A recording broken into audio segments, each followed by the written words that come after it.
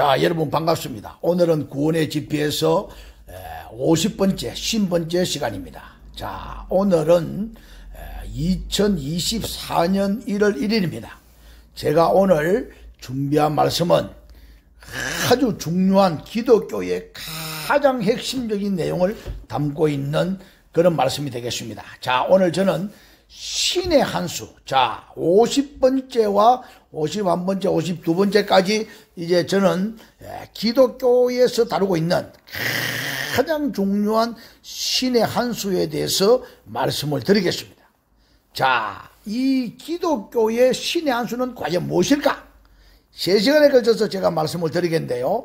오늘이 이제 새해의 첫날이다 보니까 2024년 첫날이다 보니까 제가 여러 가지 말씀 중에서도 이 말씀을 택한 이유가, 자, 우리도 이 한 해에 또 첫날에 또 이 역사에 가장 중요한 기독교에 예수 믿는 사람들이 알기를 원하고 또 소망하는 가장 중요한 기독교의 핵심인 신의 한 수에 대해서 제가 언급을 함으로써, 이 내용을 전달함으로써 많은 사람들이 힘을 얻고 오늘 또 하나님의 그 역사 속에서 우리가 정말로 복을 받고 이 한 해를 살아가고 또 승리하기를 바라는 그런 마음입니다. 자, 오늘 기독교의 신의 한 수는 과연 무엇일까? 그 첫 번째 시간입니다. 자, 신의 한 수라고 하는 이 말의 뜻을 알아야 됩니다. 신의 한 수는 이게 이제 어떤 유튜브에서도 사용하고 있고 많은 사람들이 일부 사용하고 있습니다. 그러나 가장 중요한 것은 우리 기독교에서 신의 한 수는 무엇일까? 자, 이 신의 한 수란 말은 바둑을 두는 사람들이 쓰는 그런 용어인데요. 바둑을 이렇게 이제 상대가 있지 않습니까? 상대가 있고 이렇게 바둑을 둘다가 어떤 한 수를 놓음으로, 흑이든 백이든 한 수를 놓음으로 그 판 자체가 완전히 바뀌는 그런 묘수를 둘 때에 이거를 신의 한 수라고 합니다. 자, 우리가 오늘 신앙생활을 하면서 여러 가지 내용들을 다루고 있습니다. 성경은 66권에서 다루고 있는 그 내용이 너무너무 방대하고 많습니다. 그러나 오늘 우리 기독교가 알아야 되는 기독교의 가장 핵심인 예수 그리스도께서 우리에게 주신 이 구원의 복음 안에서 가장 중요한 것은 그 신의 한 수가 무엇일까? 오늘 그 첫째로 기독교가 다른 종교와 다른 이유 중에 가장 중요한 신의 한 수는 바로 예수 그리스도의 부활입니다. 자, 예수 그리스도의 부활이 이제 이 한 해에 2024년 이 첫날부터 여러분들에게 역사해 가지고 여러분들의 인생 모든 판을 다 바꾸시기를 바랍니다. 지금까지 내려오던 모든 판을 다 바꾸는 그런 계기가 되기를 바랍니다. 자, 바둑에서만 두고 있는 내용이 아닙니다. 자, 이 신의 한 수는 우리 기독교에서 사용하는 가장 중요한, 이 복음에서 가장 중요한 내용을 다루고 있는 것이 이 신의 한 수의 의미인 것입니다. 그것은 바로 기독교에서 가장 중요시 여기는 부활입니다. 예수 그리스도께서 이 땅에 오셔가지고 인류의 모든 죄를 다 용서하시고 율법을 다 완성시키셨는데, 만약에 예수 그리스도의 부활이 없다고 하면은 이거는 판이 바뀌질 않습니다. 판이 바뀌질 않습니다. 우리 예수 그리스도께서 이 판을, 인류가 가지고 있는 모든 죄와 모든 큰 것을 전부 다 판을 바꾸는 그 계기가 바로 부활인 것입니다. 이 부활이 없다고 하면 우리가 어떻게 되겠습니까? 우리의 전하고 믿고 하는 모든 것이 다 헛것이라 되었습니다.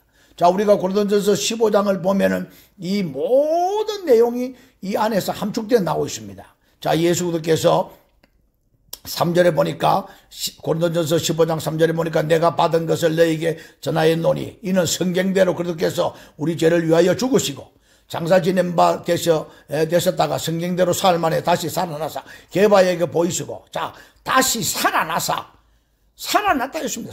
부활했더니 게바에게 보이시고 12 제자에게와 그 후에 500년 행자에게 일시에 보이셨나니 그 중에 지금까지 대다수는 살아있고 어떤 사람은 잠들었으며 그 후에 야고보에게 보이셨으며 그 후에 모든 사도에게와 맨 나중에 만삭되지 못하여 난 자 같은 내게도 보이셨느니라. 나는 사도 중에 가장 지극히 작은 자라. 하나님의 교회를 핍박하였으며 삼도라 칭함을 받기를 감당하지 못할 것이라. 그러나 15장 10절에 그러나 내가 나의 나 된 것은 하나님의 은혜로 된 것이니 내게 주신 그의 은혜가 헛되지 아니하여 내가 모든 사도보다 더 많이 수고하였으나 내가 한 것이 아니요 오직 나와 함께 하신 하나님의 은혜로라. 자, 바울 사도가 우리가 잘 알고 있는 고린도전서 15장 10절의 이 말씀을 나의 나 된 것은 하나님의 은혜로라 하는 이 말씀을 다루면서 이 부활을 언급하는 것입니다. 이 부활의 굉장히 중요한 내용을 다루고 있습니다. 그리스도께서 15장 12절에 그리스도께서 죽은 자 가운데서 다시 살아나셨다 전파되었거늘 너희 중에서 어떤 사람들은 어찌하여 죽은 자 가운데서 부활이 없다느냐. 만일 죽은 자의 부활이 없으면 그리스도도 다시 살아나지 못하였으리라. 14절이 굉장히 중요합니다. 그리스도께서 만일 다시 살아나지 못하셨으면 우리의 전파하는 것도 헛것이요 너희 믿음도 헛것이요. 자, 두 개가 헛것이라 했습니다. 자, 우리가 전파하는 것, 자, 우리가 전도하고 선교하고 이렇게 고생하고 이렇게 수고하면서 봉사하면서 그리스도의 복음을 전하고 있잖아요. 복음을 전파하는 거예요. 사람을 전파하는 게 아니고 예수를 전파하는 거예요. 이 전파하는 것이 만약에 그리스도께서 다시 살아나지 못했으면 이 모든 것이 헛것이라 했습니다. 다시 한 번 더 말씀드립니다. 예수 그리스도께서 다시 살아나지 못하시면 부활이 없으면 이 신의 한 수가 들어가지 않았으면 우리의 전파하는 것도 헛것이요 너희 믿음도 헛것이라. 우리가 믿는 것과 전파하는 모든 핵심이 부활이 되어야 된다. 예수 부활 없는 그 복음 전해봤자 쓰잘데기 없는 겁니다. 지금 교회들이 한국 교회뿐 아니라 전 세계 교회가 왜 무너집니까? 이 신의 한 수가 없기 때문이야. 우리가 전파를 하는데 인간을 전하고 엉뚱한을 전하고 이단들과의 싸움에서도 우리가 밀리고 지고 다른 종교와의 싸움에서 우리가 왜 집니까? 다른 종교에서는 신의 한 수가 없습니다. 부활이 없습니다. 부활이 없습니다. 예수 그리스도께서 살아나신 부활이 없습니다. 우리는 오늘 가장 중요한 이 부활을 다루고자 합니다.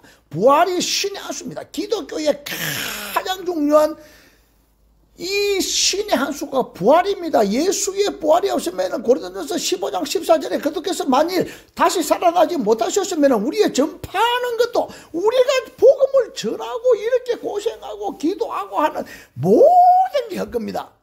너희 믿음도 헛것이며 헛거를 가지고 지금 예수 믿는다고 하고 있습니다. 우리 많은 사람들 보십시오. 지금 주변에 수많은 교회들이 수많은 성도들이 수많은 주의 종들이 뭘 하고 있습니까? 예수 살아나신 것을 전해야 됩니다.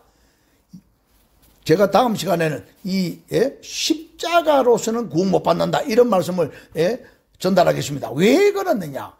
십자가로만 구원을 받는 게 아니에요. 예수 부활이 이 신의 한 수가 없으면 우리의 모든 게 다 헛것인데 뭘 말하겠습니까? 그런데 오늘날 모든 교회들이 그 십자가에만 매달려 있습니다. 십자가 다음에 예수의 부활이 있어야 신의 한 수가 들어가야 우리의 생명이 살아나고 우리가 하나님의 자녀가 되고 하나님의 권속이 되는 겁니다. 이거를 계속해서 다룰 겁니다. 야, 오늘은 이 가장 중요한 신의 한 수의 그 핵심만 말씀드렸습니다. 우리의 전파하는 것, 우리의 믿는 게 헛것이 안 되려고 하면 이 신의 한 수가 들어가야 된다. 여러분 꼭 기억하시고 예수 그리스도의 부활은 기독교의 신의 한 수고 다른 종교 어디에서도 따라올 수 없는 가장 중요한 복음 중의 복음입니다. 이것을 여러분과 제가 믿고 전하고 살아가야 됩니다. 오늘도 저는 이것밖에 없습니다. 저는 전도할 때 이 신의 한 수, 예수 그리스도의 복음의 신의 한 수, 여기에 집중하고 있습니다. 여러분들도 이런 믿음을 가지고 이런 신의 한 수 부활의 큰 역사를 체험하시기 바랍니다. 감사합니다.